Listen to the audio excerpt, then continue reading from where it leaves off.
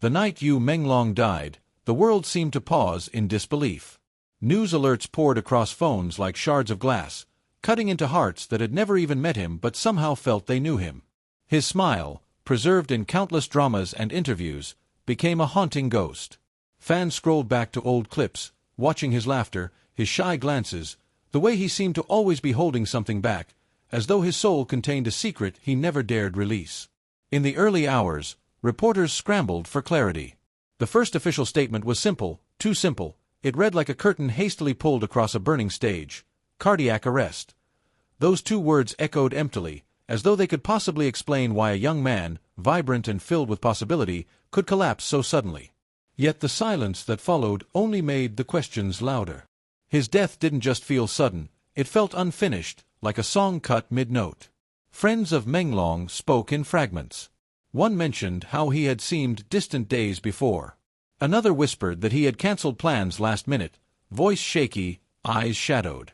An assistant recalled overhearing him on the phone, his tone sharp, defensive, before softening into something desperate. And then, in the days leading to his death, strange patterns emerged. Deleted social media posts. Cancelled interviews. Nights unaccounted for. Was Yu Menglong hiding something? The whispers turned into waves, and soon, the waves became a storm. The internet dug mercilessly, not out of malice, but grief searching for reason. Screenshots were dissected, timelines reconstructed like crime scenes. A photo surfaced from the week before. Menglong standing near a hospital entrance, cap pulled low, mask covering most of his face. He wasn't with his usual team, just one shadowy figure at his side, someone no one could identify. Why had he been there? Why wasn't it in the reports? His mother's silence weighed the heaviest. When she finally appeared before cameras, her face was lined not just with sorrow but with something unspoken. She clutched his framed photo as though it were still warm, her voice trembling as she spoke of her son's kindness, his dedication, his love for life. But when asked directly about the cause of his death, her eyes flickered, not away from the question, but as though she was staring straight into an abyss only she could see. Her words were measured. Asterisk, there are things we cannot say. Please, let him rest. Asterisk. That plea only deepened the mystery. Why couldn't she speak? What was she protecting? Those who had worked with him recalled how Menglong often wrote in journals between takes. He would sit quietly, pen moving across pages, his expression soft yet heavy. When one co-star asked what he was writing, he had only smiled faintly and said, asterisk, things I don't want to forget. Asterisk, none of those journals have ever been found. After his death, his apartment was searched by family and management, but there was nothing. Not a single notebook, not a single page. As fans wept, a new theory spread. Perhaps those journals had been taken, hidden, burned, or locked away because the truth inside them was too unbearable to be known. At the hospital where he had been taken that night, a nurse anonymously claimed he had arrived unconscious but not alone. The mysterious figure seen at the entrance weeks before was there again, this time disappearing into the chaos as doctors rushed to save him. Who was it? Why has no footage been released? The unanswered questions dug deeper than grief. They clawed at the edges of reality itself. The story of Yu Menglong's death was no longer just about loss, it became about shadows. Shadows of secrets, shadows of truths that refused to be spoken. In the nights that followed, fans gathered at candlelight vigils. They sang songs from his dramas, recited lines he once spoke on screen, and left letters folded with trembling hands. Some wrote as if he could still read them. Asterisk, Menglong, what were you trying to tell us? Asterisk, others wrote apologies, for not noticing sooner, for not seeing through the carefully painted smile he wore. And some simply wrote, asterisk, we miss you. We'll never stop. Asterisk. But among those letters, someone placed a note that stood apart. No name, no signature, just a line written in shaky ink. Asterisk, the truth will never come out. Forgive us. Asterisk. Forgive us. The words sent chills down spines, sparking another surge of speculation. Who had written it? A grieving fan, or someone closer, someone carrying the unbearable weight of knowing? Every attempt to close the case only widened the cracks. His managers pleaded with the public to stop digging. The police repeated the official line. Yet silence became the loudest answer of all. Some began to believe Menglong had been protecting someone. That his final days were spent in torment, not for himself, but for another. Perhaps that explained the hospital visit, the hurried phone calls, the hidden journals. Perhaps he carried a secret that was never his to reveal. Others whispered of betrayal, that someone in his circle had turned against him, and that his death was not as simple as it seemed. But the cruelest theory of all was the one that lingered in hushed tones late at night, that Yu Menglong had known the end was coming, and he had chosen silence. That he left the world not because of weakness, but because he could no longer bear the burden of whatever truth he carried. And so the unanswered questions deepened, layer upon layer, like water filling a well with no bottom. Each new detail, each hesitation in a voice, each vanished journal page, added weight to the mystery. His memory became not just a source of love, but a haunting puzzle. Fans who had once adored him now found themselves detectives in their grief, piecing together fragments of a life that seemed too carefully arranged, too perfectly veiled. The more they searched, the more they realized how little they had truly known. In the end, perhaps that was the cruelest part. Yu Menglong had given so much of himself to the world, his roles, his interviews, his smile, but he had kept the deepest parts hidden, locked away where no one could reach. And now, those secrets were buried with him, leaving only echoes. But echoes can be louder than silence. On what would have been his next birthday, fans filled the streets with paper lanterns. Thousands rose into the sky, carrying wishes, prayers, and questions that would never be answered. They floated into the darkness, glowing softly like stars, until they disappeared into the night. And as the last lantern faded, someone whispered into the air, as if to him, if you were hiding something, we will carry it for you now. Rest, Menglong. We'll never let them forget. The unanswered questions may never find their answers, but in the silence they left behind, the world found something else, an unshakable bond of love, grief, and longing. A reminder that sometimes the greatest mysteries are not meant to be solved, but to be felt, like the ache of a heart that beats on in the absence of one who is gone. And so the story of Yu Menglong does not end with his death, nor with the questions that haunt it. It lives on in every trembling voice that speaks his name, in every tear shed at the sight of his smile, in every unanswered question that refuses to let him fade. Because sometimes, love itself is the greatest unsolved mystery of all.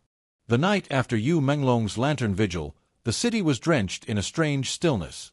Streets usually buzzing with life felt muted, as though the world itself was mourning in silence. Fans returned home from the gathering, carrying not just grief but a gnawing unease that refused to quiet down. Questions clung to them like shadows. Why had the truth been so carefully wrapped in silence?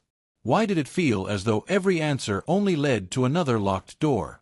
Among the crowd that night had been an old friend of Menglong's, someone who had known him before the fame, back when he was just a young man chasing dreams with nothing but determination and a notebook filled with scribbles. This friend, let's call him Jen, walked home with trembling hands. He had been silent for weeks, refusing interviews, refusing to even post online. But now, as he watched the lanterns vanish into the night sky, he felt something inside him crack. Jen remembered the last time he had seen Menglong alive. It was late evening, the air heavy with summer heat, and Menglong had asked him to meet at a quiet cafe far from the city center. He had arrived wearing a cap pulled low, sunglasses hiding his eyes, his usual casual warmth replaced by a restlessness that felt foreign. "Something's wrong," Jen had said immediately, reading the unease in his friend's movements. Menglong had smiled faintly, the kind of smile that didn't reach his eyes. "You always see through me." "Then tell me," Jen pressed. But Menglong had only shaken his head, tapping his fingers nervously against the table. "Not yet. One day, maybe. But if I tell you now, it won't just be my burden anymore." Those words had haunted Jen ever since. It won't just be my burden anymore. What burden had Menglong been carrying that he was willing to protect everyone else from it, even at the cost of his own peace? Jen hadn't answered that night. He had only placed a hand over Menglong's, as if to say he wasn't alone. But now, replaying the moment, Jen wondered if he had failed him by not pressing harder, by not demanding the truth. In the weeks following Menglong's death, Jen began noticing things he hadn't before. Old text messages with strange gaps. Missed calls from unknown numbers that Menglong had brushed off. And then, most hauntingly, a voice memo Menglong had once sent late at night, his tone quiet, almost broken, asterisk, sometimes I think people only see what they want from me, not who I am. What happens when I can't be what they expect anymore? Asterisk. Jen listened to that recording over and over, each word slicing deeper into his guilt. The unanswered questions began to consume not just fans but everyone who had known Menglong personally. A director who had worked with him confessed in an interview that Menglong had seemed distant during filming, often staring off into space between takes. It wasn't exhaustion, he said. It was something else. Something heavier. One co-star described a moment backstage when Menglong had been holding his phone so tightly his knuckles turned white. When she asked if he was all right, he smiled too quickly, too brightly, and changed the subject. It was like watching someone drowning while insisting they were fine, she whispered. But what was he drowning in? The theories only grew darker. Some insisted he had been caught in a private struggle, perhaps tied to health, perhaps tied to betrayal. Others claimed there had been pressure from the industry itself, contracts, obligations, chains invisible to the public eye. And then there were the fans who believed it went deeper still, that there was something, or someone, he had been protecting.